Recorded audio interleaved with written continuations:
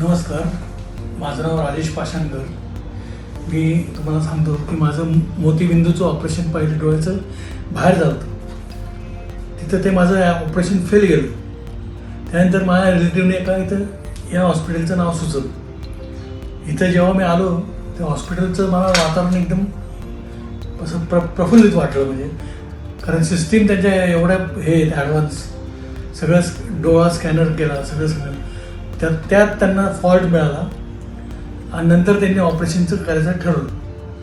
तर ऑपरेशन इतकं हलक्या हालताने without painless, without stitch injection सगळं करून त्यांनी व्यवस्थित मला आता सगळं फुल विजन दिसतंय.